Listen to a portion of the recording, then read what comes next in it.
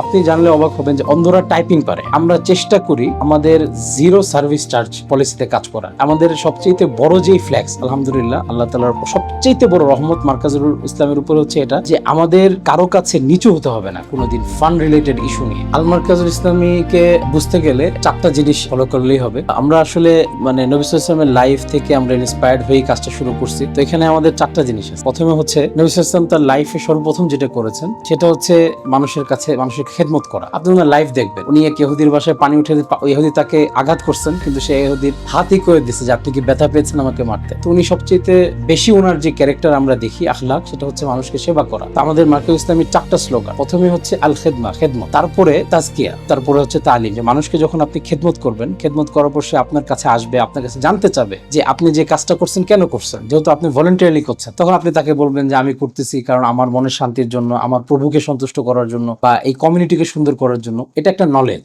আর প্রত্যেকটা নলেজ লাইফে আমরা যত নলেজই শিখি না কেন, সেই নলেজটা ততক্ষণ পর্যন্ত ইউজফুল হয় না যতক্ষণ পর্যন্ত এটাকে আপনি আপনার বাস্তবতার যে লাইফ এক্সপিরিয়েন্সের সাথে এটাকে ম্যাচ না করেন, শার্প না করেন। আর এই শার্পনেসটা হচ্ছে তাজকিয়া, আত্মশুদ্ধি। এই পড়া যেটা আপনি শিখেছেন, এই যে নলেজটা আপনি শিখেছেন, সেটাকে আত্মশুদ্ধির মাধ্যমে আপনি এটাকে আরো সুন্দর করে ফুটিয়ে তুলবেন। এরপর আপনার কাছে যে বেস্ট অপশন সেটা হচ্ছে দাওয়া, মানুষের কাছে পৌঁছে দেওয়া। তো তখন আপনি এই সব জিনিসগুলাকে কি খেদমত, শিক্ষা এবং আত্মশুদ্ধির এই তিনটা সুন্দর জিনিসকে দাওয়ার মাধ্যমে সবার কাছে পৌঁছে দিতে পারবেন। চারটা জিনিসকেই মার্কাজুল ইসলামী বলে। আমাদের অর্থ আসলে তিন রকম জায়গা থেকে হয়। একটি হচ্ছে যে ক্রাউড ফান্ডিং, যেটা সবচেয়ে বেশি সাস্টেইনেবল ওয়ে, যে আমাদের যে কোনো ধরনের দুর্যোগ, যে কোনো ধরনের ক্রান্তি লগ্নে আমরা যখন মানুষের পাশে দাঁড়াতে চাই, তখন আমরা সেটাকে মানুষের সামনে তুলে ধরলে একটা হিউজ পরিমাণ ক্রাউড ফান্ডিং হয় এবং সেই ফান্ড দিয়েই আমরা মানুষের পাশে দাঁড়াই। আর দ্বিতীয় হচ্ছে যে কিছু ব্যক্তি আছে যারা কর্পোরেট কোম্পানিজ আছে এবং তারা ফান্ড করেন। কিছু আছে বিদেশ থেকে আসে। বিদেশ থেকে যারা আসে তারা বাংলাদেশ সরকারের মাধ্যমে যে নির্ধারিত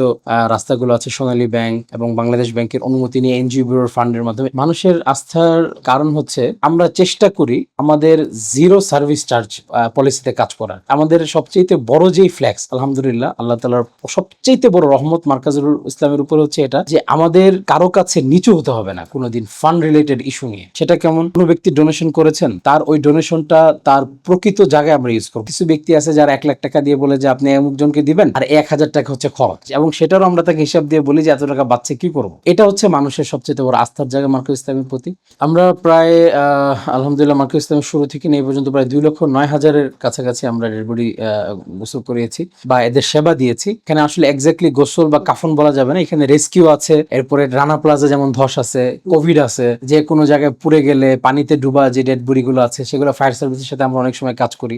বাংলাদেশে কোনো ইমার্জেন্সি রেসপন্সের কোনো হটলাইন নাম্বার নাই। দৌলত দিয়ে বাসডুবি যখন হলো তখন কিন্তু অন্য দেশে যেটা হয়, ফায়ার সার্ভিসের সাথে যারা আমাদের মতো অর্গানাইজেশন তারা অলরেডি ট্যাগ হয়ে যায়। ফায়ার সার্ভিস তাদের সাথে যোগাযোগ করে বা তারা যোগাযোগ করলে একটা রেসপন্স পায় যে আপনার কোনো বডি ব্যাগ লাগবে কিনা, আপনাদের রেস্কিউ তোলা, আপনাদের অ্যাম্বুলেন্স লাগবে কিনা, আপনাদের কি লাগবে, মর্চুয়ারি সাপোর্ট লাগবে কিনা। বাংলাদেশে এটা নাই। এবং প্রতিবার যখন কিছু হয় আমি ডিসি কে ফোন দিই, ডিসি বলে যে আমার কাছে কোনো ইনফরমেশন নাই। ফায়ার সার্ভিসকে ফোন, ফায়ার সার্ভিস আপনি কে, আপনার তো আমার সাথে কোনো কাজ করার কিছু এরকম। তো দেশে যেটা হয় যে প্রতিবারই আমরা যাই, আমাদের যেতেই হয়, কিন্তু অনেক বেশি মানুষের ধকল পৌঁছানোর পরে। তো আমি চলতির মাধ্যমে রিকোয়েস্ট করবো, আপনারা যেমন মানুষের চলার পথ কি স্মুথ বানাচ্ছেন, তেমন ভাবে আপনাদের মাধ্যমে মেসেজটা রিকোয়েস্ট থাকবে যে যদি সম্ভব হয় বাংলাদেশ গভর্নমেন্ট যারা এরকম ডিজাস্টারে কাজ করে তাদের নিয়ে একটা সিস্টেম বানানো, যে অটোমেটিক একটা মেসেজ বা অটোমেটিক এটা চলে আসবে যে আপনারা আসুন বা আপনাদের থেকে আমাদের এই সাপোর্ট লাগবে। একটা গ্রুপ হোক, হোয়াটসঅ্যাপ গ্রুপ হোক বা যেভাবেই হোক, তাহলে বাংলাদেশের মানুষের যে আরো ক্রান্তির যে বিষয়গুলো আছে এগুলো আর থাকবে না ইনশাআল্লাহ। আমাদের এখানে যে বিষয়টা হচ্ছে ডেড বডি গোসলখানা বা এই যে বিষয়টা, এটা 100% সবার জন্য ফ্রি।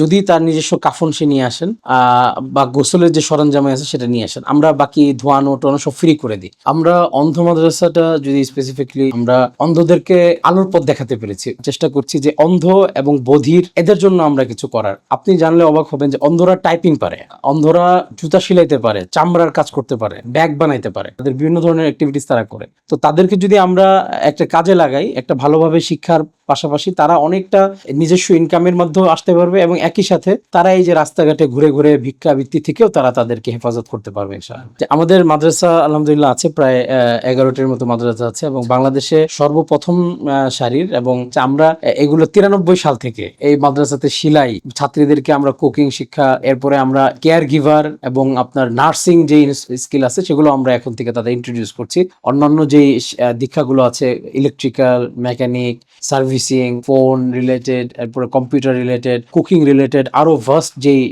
স্কিলগুলো আছে সেগুলোতেও তারা ইনভলভ হয়ে যাক ইনশাআল্লাহ।